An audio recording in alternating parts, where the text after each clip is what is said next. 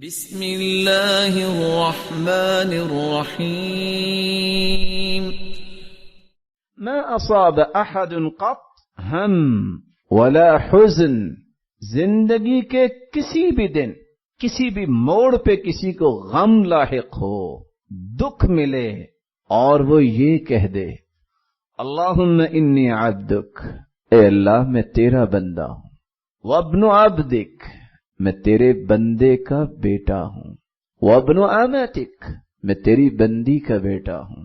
ناصیتی بیدک،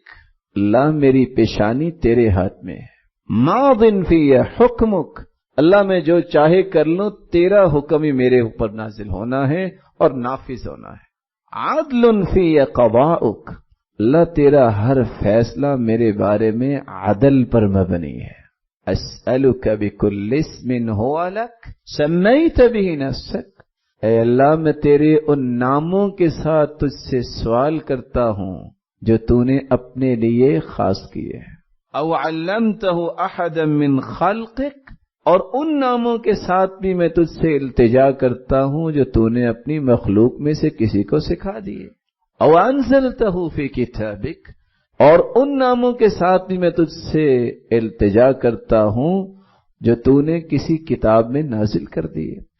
او استأثرت به فی علم الغیب عندک، میں ان ناموں کے ساتھ بھی تجھ سے التجا کرتا ہوں جو نہ تو نے کسی کو سکھائے ہیں نہ نازل کیے ہیں بلکہ اپنے پاس رکھے ہیں،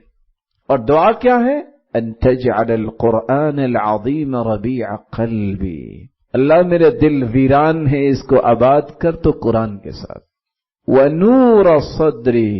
اللہ میرا سینہ تاریک ہے اس میں روشنی پیدا فرما، وَجِلَاءَ حُزْنِي، اے اللہ میرے غموں کو دور فرما دے، وَذَهَابَ هَمِّي،